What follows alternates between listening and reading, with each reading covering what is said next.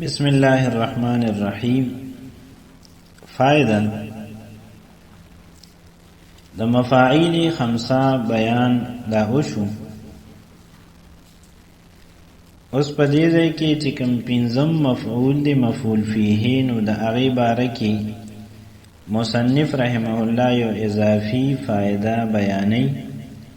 هغه دا چې ظرف مکانی مبہم میں فی مقدر ہوتا ہے. یو ظرف زمان مبہم دی یو ظرف زمان محدود دی. پا دغه دواړو کی فی مقدر وی یعنی پا لفظ کی فی نوی او معنا د فی پکی وی. لکه صمت دهرن او سافرت شهرن. نو په دغه ځای کې فی نشته لیکن معنا یې داسې کولی شي لکه صمت فی دهرن او سافرت فی شهرن چې څنګه دي.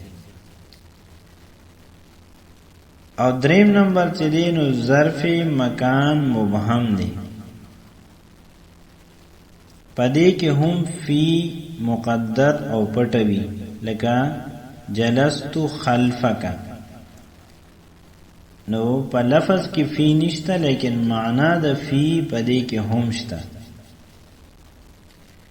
څلورم نمبر دی ظرف مکانی محدود. اور ظرف مکانی محدود میں فی مذکور ہوتا ہے. په دې کې فی دا ذکر کولی شي.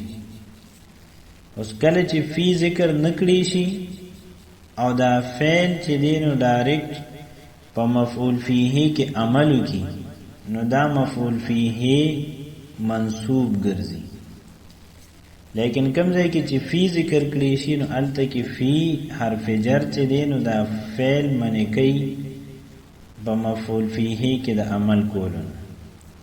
نو د فی مدخول ظرف مکان محدود چې وي نو هغه منصوب نه وي اگر چې د معنا په اعتبار هغه مفعول فیه دی لیکن د لفظ په اعتبار باندې هغه مفعول فیه نوی بلکې هغه د حرف جر فی مجرور وی.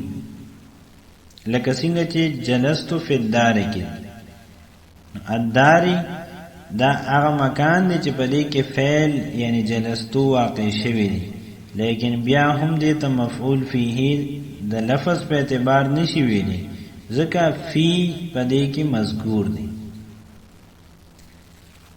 کسی شاعر نے ان پانچوں مفعولوں کو ایک شعر میں اچھا ادا کیا ہے. یو شاعر دا پنځه مفاعیل چې دی په یو شعر کې بهترین انداز کې ادا کړی دي یعنی په یو شعر کې ټول مفاعیل لا جمع کړی دي. حمد تو ما تعریف بیان کر. حمدن بہترین تعریف نو حمدن مفعول مطلق دی. حامدن د چا تعریف میں بیان کړه د حامد نو حامد مفعول به دی په د باندې د حمد تو متکلم دا فعل واقع شوی دی. تعریف د چا شوی دی د حامد دا مفعول به دی. وحمیدن او حمید سرا نو حمید چې دی دا د وونه بعد دی او دا وو په معنا د مع سره دی. په دې وجه دا مفعول معه دی. رعایت شکری ہی دا هغه د شکر لحاظ میں کو چې دا هغه شکریہ ادا شي هغه چې کوم احسان کړی دی چې دا هغه په شکر کې دا تعریف وګڼل شي او شمیرل شي. نو رعایت شکری ہی دا هغه د شکر د لحاظ د پاره نو دا مفعول له دی د د پاره دا تعریف شوی دی. او دهرم مدیدن یو اگده زمانه یعنی تعریف میں کو یو اگده زمانی پوری نو دهرن مدیدن موصوف صفت دا مفعول فیہ دی. میں نے حامد کی تعریف حمید کے ساتھ کی اس کے شکر کا لحاظ کر کے ایک زمانے دراز تک. ددے ترکیب دا سے حمد تو فعل با فاعل پدے کی دا تو چې دی دا فاعل دی. حمدن مفعول مطلق حامدن مفعول به واو حرف پمانا د مع سره دی، حمیدا مفعول معه. رعایت مضاف، شکر مضاف الیه بیا مضاف، او هی ضمیر مضاف الیه. مضاف سره د مضاف الیه نه یعنی شکر مضاف د هی ضمیر مضاف الیه سره چې یوځای شو دا بیا مضاف الیه شو د رعایت. بیا رعایت مضاف سره د خپل مضاف الیه نه مفعول له. دهرا موصوف، مدیدا صفت، موصوف سره د صفتنا مفعول فیه.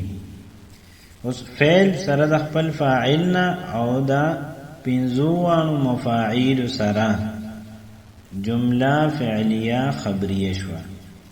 حمدن مفعول مطلق، حامدن مفعول به، حمیدن مفعول معه، رعایت شکره مفعول له، دهرا مدیدا مفعول فیه.